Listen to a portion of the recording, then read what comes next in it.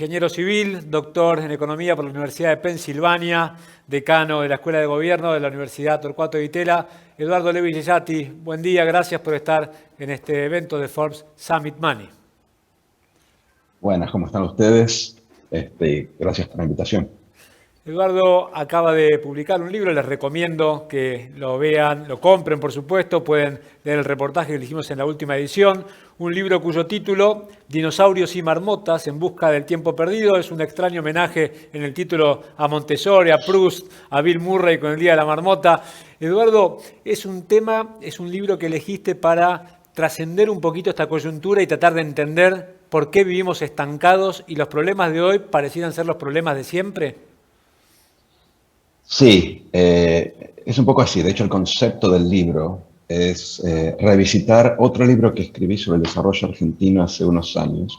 Básicamente, en parte para mostrar que muchas de las cosas que decíamos hace 5 o 6 años y que otros vienen diciendo hace 10 o 20 años, siguen siendo válidas básicamente porque no nos hemos movido demasiado donde estamos. Entonces eso nos permite samplear la realidad argentina con una ventana más grande. Ahí nos damos cuenta de la inmovilidad, porque en el día a día pareciera que pasaron muchas cosas. ¿Viste como dicen de Argentina que te vas 10 años y parece que estás en el mismo lugar? Bueno, la idea del libro es generar esa perspectiva, es mostrar que si uno mira lo que se escribía hace 5 o 10 años o analiza el país desde una ventana más larga, te das cuenta que estamos básicamente inmóviles o oscilando alrededor de una tendencia decreciente. Y bueno, un poco esa es la idea, pensar los temas dentro de esa perspectiva, de esa ventana. Y pensar que estamos así no necesariamente por lo que sucede ayer o antes de ayer, por el último gobierno, la última medida, sino que tiene que ser algo más estructural y que mirarlo desde ese punto de vista.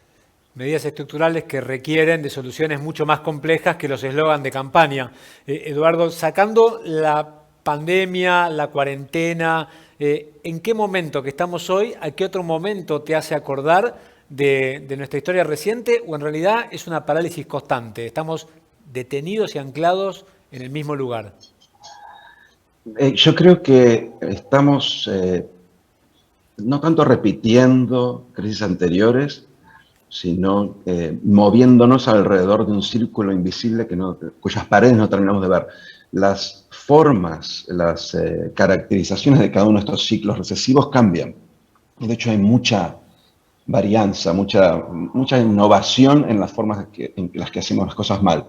Pero hay algunos patrones subyacentes, problemas de moneda, problemas de incapacidad de vender nuestros productos al mundo, problemas políticos, la extraordinaria variabilidad de nuestras políticas que hace que el inversor básicamente tenga mucho temor de invertir porque no sabe cuánto va a durar el último anuncio, la última política, que son patrones que vemos, yo te diría, en los últimos posiblemente 50 años, pero definitivamente de nuestro nuevo periodo democrático después de la dictadura. Y creo que esos patrones, como te digo, asumen diferentes colores y eso nos hace pensar que ha habido cambios, pero son mucho más estables de lo que uno piensa. Hoy más tempranito hablábamos con Martín Mura, el ministro de Hacienda y Finanzas de la ciudad, y él decía, yo no puedo creer cómo no podemos ponernos de acuerdo en 3 o 4 puntos centrales de la economía independientemente de las visiones del país. ¿Vos crees que es posible? ¿Por qué es tan difícil? Digo, si Martín tenía esta expresión de deseo, digo, no tenemos que gastar menos, establecía 3 o 4 pilares. ¿Lo ves posible o está tan fragmentada, tan polarizada la Argentina, las visiones son tan opuestas que esos 4 puntos son imposibles de llegar a ese acuerdo básico? No, yo creo que nosotros tenemos acuerdos básicos. Creo que hay una intuición general entre la gente que discute esos temas, ¿no? Porque la mayoría de la gente no discute el tamaño del Estado, la política monetaria, etc. Pero entre la gente que discute esos temas a nivel técnico, creo que hay algunos acuerdos, más allá de algunas personas muy específicas que se sitúan en un extremo. Pero me parece que lo que no hay hoy es la voluntad política para avanzar en ciertas reformas, por ejemplo. Yo con Martín, en el caso concreto, he charlado muchas veces sobre, por ejemplo, las formas en que debería modificarse el sistema tributario en la ciudad, ¿sí? Y más de una vez ha surgido el tema de que uno deberíamos, por ejemplo, en la ciudad debería reevaluar sus activos reales, las propiedades, para cobrar de manera más equitativa el ABL. Estamos de acuerdo todos en eso, posiblemente incluyendo a los políticos, pero el político al final no lo hace por una cuestión que tiene que ver con la dominancia política de la economía. Tiene que ganar una elección, sus votantes son los que serían de alguna forma afectados directamente por este aumento. A veces entonces preferimos poner impuestos indirectos porque no se queda muy claro quién los cobra, mientras que cuando uno tasa directamente, graba a una persona, es el político el que me está sacando el dinero. En fin, hay una serie de cuestiones que son extra económicas. Entonces, independientemente de cómo nos pongamos de acuerdo, el tema de ganancias es otro. Fíjate que acaban de votar mayoritariamente una reducción, un aumento del mínimo no imponible que ningún economista, salvo estos extremos que mencionaba antes, va a estar de acuerdo en impulsar. Entonces, me parece que es un error concentrarnos pura y exclusivamente en los consensos económicos. Creo que hay que pensar un poco más porque esto no permea, no ya en lo que piensan los políticos, sino en lo que hacen, lo que deciden, lo que arriesgan los políticos. Me O parece sea que por que, ese lado está la salida. a ver si entendí bien, es el consenso entre los economistas, aún de distintos espacios y distinta visión, es mucho más fácil de resolver que los consensos políticos. El problema está en la política. En los consensos políticos o en la voluntad política. Por ejemplo, los economistas saben que tenemos que exportar más y sin embargo terminamos en estos meses implementando de nuevo una política proteccionista. Evidentemente hay intereses, grupos de interés, empresarios o sesgos políticos que hacen que, a pesar de lo que los economistas, incluso los del gobierno, estaban impulsando durante la campaña y durante los últimos meses, terminamos moviéndonos en otra dirección. Lo mismo el sistema tributario, lo mismo la reforma previsional que está pautada en la Ley de Reparación Histórica del 2016 y nadie levantó la mano para recordarnos que teníamos 3 años para hacer una reforma previsional y así sucesivamente. Y podemos entrar en temas no económicos también, migraciones, por ejemplo.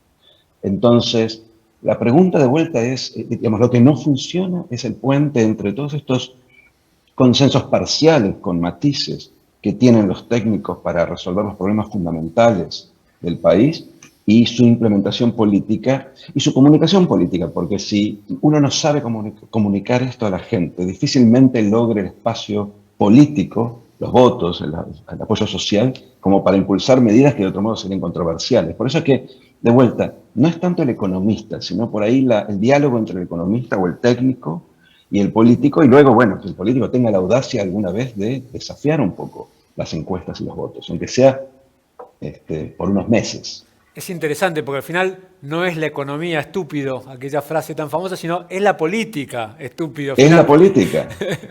Eduardo, dijiste en un reportaje con Forbes que publicamos ahora con motivo de tu libro, que los invito a todos que lo busquen rápido en forceargentina.com, lo pueden ver, aparte de comprar la revista, por supuesto. Eduardo, dijiste que en realidad, algo me pareció interesante, que el gobierno se vio extrañamente beneficiado por la pandemia, porque gracias a la pandemia no podemos evaluar con precisión, por un contrafáctico, cómo realmente hubiera sido su primer año de gestión.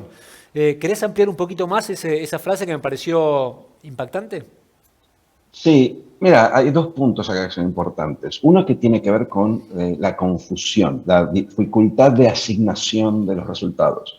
Cuanto más confusa sea esa asignación en un ámbito polarizado, más fácil es para el apoyo, para los apoyos, la gente que apoya al gobierno o a otra facción, de encontrar la historia que le convenga como para seguir apoyando a su tribu, de alguna manera. Cuando los datos son muy claros, cuando es muy fácil asignar quién cometió el error, es mucho más difícil sostener esta disonancia cognitiva que está detrás de la polarización. Entonces, hoy yo pienso que el gobierno, por las políticas que insinuó antes de la pandemia, le habría ido económicamente peor de lo que debería haber leído y peor de lo que esperaban sus apoyos. Pero hoy no está muy claro si eso es así por la pandemia o por los errores del gobierno, y aparte, siempre hay algún país al que la pandemia pegó peor, siempre hay algún país que se olvidó, como nosotros, yo creo que nos olvidamos de asegurarnos todas las vacunas posibles, siempre hay algún otro caso. Entonces, en esa dispersión de información, quien tiene intenciones de apoyar al gobierno encuentra alguna justificación para la situación que es objetivamente mala, pero que puede tener alguna, si se quiere, causa externa. Entonces, en ese sentido, lo ayudó a disimular sus propios errores, me parece.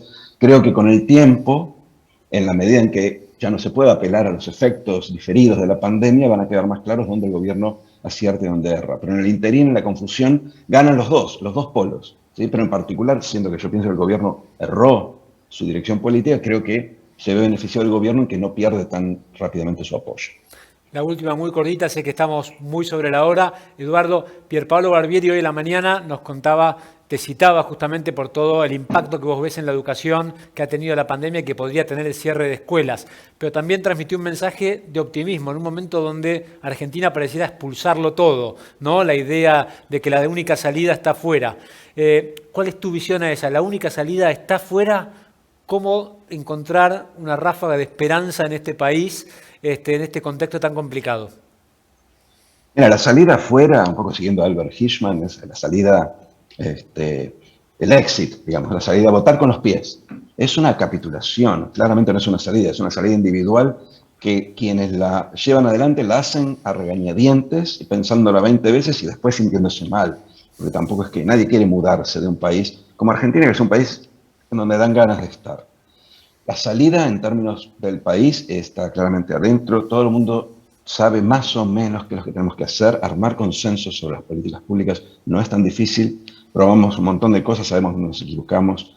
Creo que la salida es política.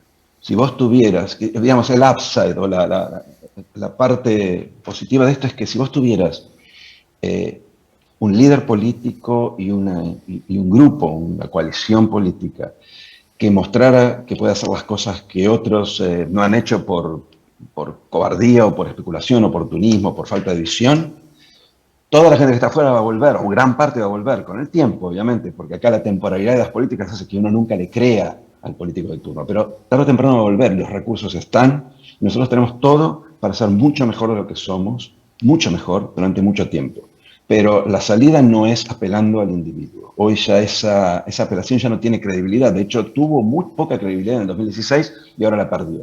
Entonces, hoy la carga de la prueba, la carga del esfuerzo está del lado de la política. La política tiene que entender estos consensos, tiene que mostrar que tiene audacia y que tiene lo que hay que tener para hacer reformas que no van a tener consenso absoluto, pero que son la base del crecimiento futuro. Eduardo Levi Cesati, Dinosaurios y Marmotas en busca del tiempo perdido, no se lo pierdan, justamente. Eduardo, muchas gracias por esta participación en el Ford Summit Money. Muchas gracias por estar acá. Gracias, Alex, fue un placer.